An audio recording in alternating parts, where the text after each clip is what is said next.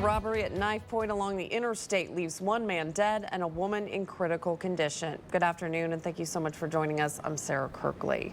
Officers, deputies, and troopers continue to swarm two scenes 20 miles apart in this homicide investigation. Steve White joins us now live this noon hour just east of Grand Island with the latest. Steve. That's right, Sarah. The Hall County Sheriff calls it an attempted robbery, saying an Ohio man stabbed two people from Missouri around 7 this morning. The sheriff says 22-year-old James Thompson Jr. of Ohio fled the scene. Troopers followed him near Wood River, where his car went south on Highway 11, and it eventually went into the water near Prosser, where it had to be fished out. Troopers say they arrested Thompson at that location. The assault, however, took place in the westbound rest area near Grand Island. The sheriff says a 72-year-old man from Eureka, Missouri died at Grand Island Regional Medical Center, while a 71-year-old woman remains in critical condition. The Grand Island Police Department is assisting the investigation as they appear to be using their technology to map the crime scene. We also observed sheriff's deputies talking to men who appear to be truck drivers parked at the rest area. At this point, the sheriff has not named the victims of this double stabbing assault. The sheriff says they're still notifying the family. The Hall County Sheriff's Department is taking the lead in this investigation. Tragedy strikes a Missouri family who will never see central Nebraska the same way. That roadside attack was the worst day of their lives, but now they express gratitude for the helpers. Steve White has been visiting with the family of the couple attacked at a rest area, and Steve, you have some good news to share. We do. It's nice to be able to report that Mary Weaver is home now after she was discharged from the hospital this weekend.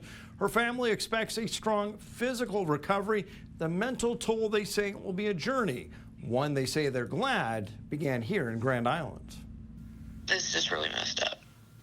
They've experienced the worst of humanity, losing a loved one in a vicious and seemingly random attack. This is the most awful thing that any of us could ever have experienced.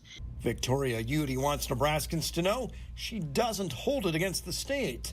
In fact, she expresses gratitude. This just doesn't happen here. I mean, the town is just so great, and everyone is just so warm and kind, and it seems like, we did a lot of just driving around just to clear our heads, and it just seems like such a sweet town. 500 miles from home on the worst day of their lives, the family felt supported. This is awful, but we're sticking through it. We're just one step at a time sort of deal, and we've got each other, and I think that being in Grand Island really helped set the stage for that feeling of community and knowing that we're not alone. We realized what the situation was, and it just broke your heart to know that they were just traveling through to go see their son, and then tragedy happened. Nursing means providing comfort in many ways. Try our very best to remember that these are people, and we go above and beyond. Mary's now home, her physical recovery progressing daily. Really, it's just the emotional recovery that we're focusing on that is going to be the biggest challenge. Victoria describes it as a journey as they try to make sense of what seems senseless. Grandson doesn't have a grandpa anymore, and I don't have a dad, and all those things, but from what we can tell, it really kind of speaks to the systemic issue in mental health across the country.